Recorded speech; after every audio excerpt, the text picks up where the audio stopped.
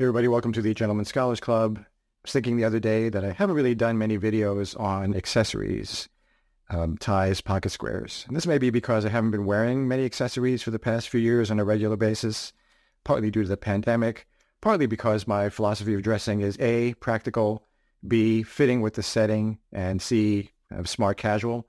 And so I haven't worn a lot of accessories on a regular basis because they tend to formalize your outfit and make you stand out even more. I've worn ties, woven ties for fun, especially in the cold season, in the winter and autumn. But I do wear pocket squares more than ties. And today I thought I would give you 5 tips on how to wear a pocket square effectively, in my opinion. So let's see what they are. My first piece of advice on wearing pocket squares is to get one that is matte in finish, meaning not shiny, not satiny. Now, for most people, the entry level pocket square will be 100% silk, it'll be shiny, and it will be cheap. And it looks cheap, right? When you buy a really shiny pocket square, something that's satiny, you risk conveying that cheapness of the pocket square, even though the shiny pocket square is actually more intended for formal wear, a full suit with a tie and so forth. Now, if you have a shiny silk tie, and it's a decent one, perhaps you can do the shiny silk pocket square, though of course never matching the exact pattern. But I would recommend, if you're doing a more sophisticated style, if you want to kind of aim for higher level style, go with a matte finish. And that usually means blends of different fabrics. Right, this is a Christian Kimber pocket square from the mid-2000s. It's one of his city pocket squares. This one represents London. It shows the Gherkin building, the Gherkin skyscraper. He has others in the series. He has one, I believe, showing Colombo, Sri Lanka. He has one for Vietnam. I think the city is Hanoi. And there's a Sydney, Australia one. Those are no longer available, hard to find. But the thing I like about them is that they are not shiny. And that's because I believe they are a wool and silk blend rather than 100% silk.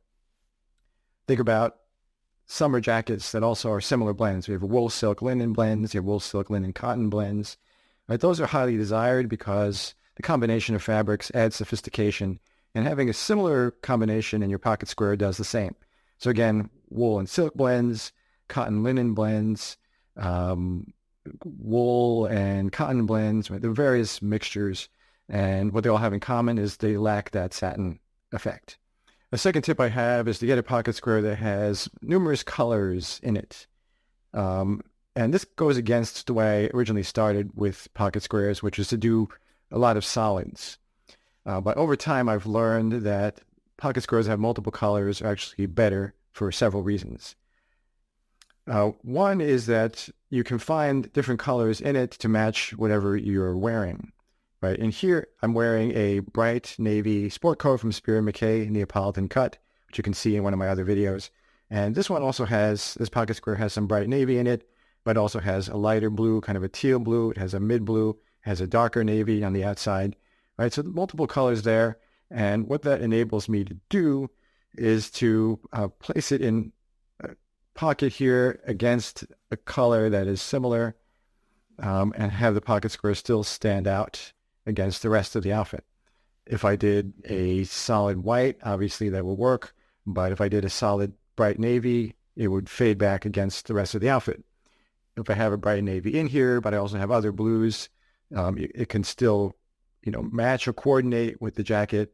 It can coordinate with the shirt as well, but it pops against both. Right, so look for pocket squares that have colors in it that match something else that you plan to wear alongside them. If you're wearing a tie that has pink in it, you get a pocket square that has a little bit of pink in it, right? If you're wearing a shirt that's brown with beige stripes, get a pocket square that has some beige in it.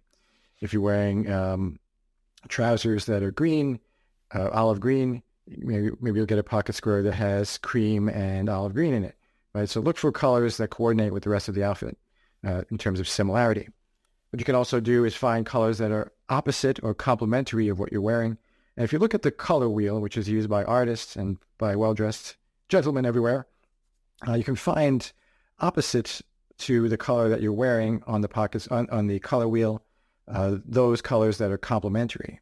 Right, so if you look at blue on the color wheel, you'll see that orange is on the opposite side of it. And so orange is complementary with blue, and that works as well, right?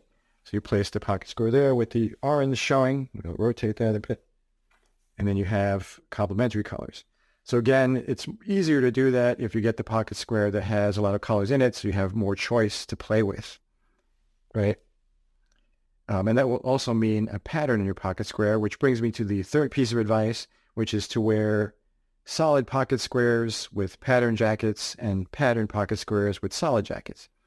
I'm wearing a solid shirt here. I'm wearing a solid jacket. Therefore, my pocket square can have a pattern to it. And again, those multiple colors to contrast against the solids.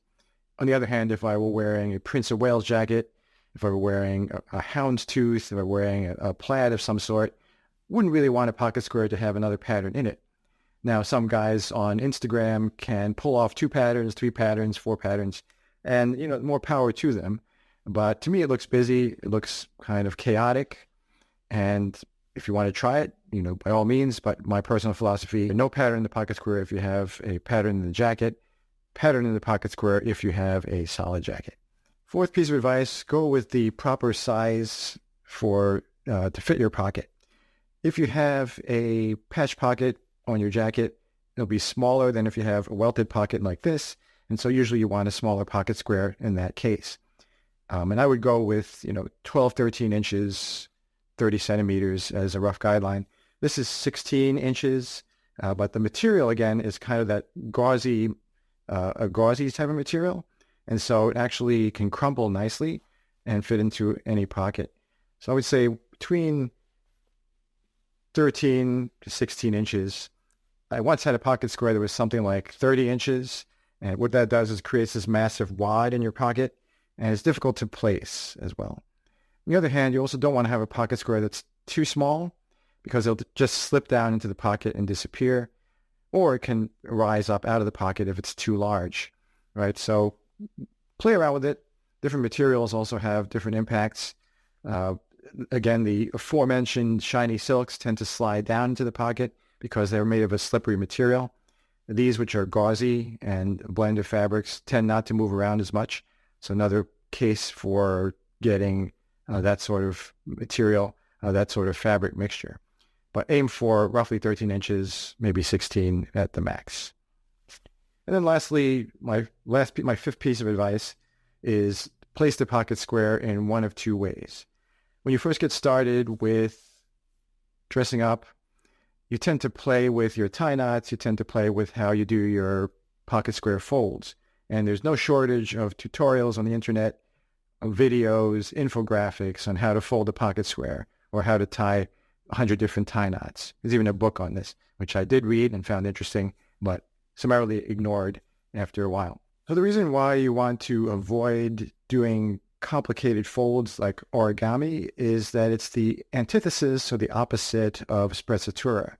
Sprezzatura is the Italian concept of looking like you didn't put any effort into the way you're dressing, and so it creates more of a simple sophistication. If you fold your pocket square with 4 points, if you fold it with a special triangle, if you do really elaborate folds, it shows you put a lot of time and effort into your pocket square, and you want people to notice that. So it can distract from the rest of your outfit. Also looks like, hey, I put a lot of effort into this. I want your attention. Right? If you do a simple fold, it appears more subtle and therefore more sophisticated. I prefer 2 different folds for pocket square. One, which I have here, is a simple crumple and cram into your pocket. And again, it works really nicely with these sorts of gauzy, soft pocket squares. So you take the pocket square and you just sort of crumple it up like that and then tuck it into your pocket.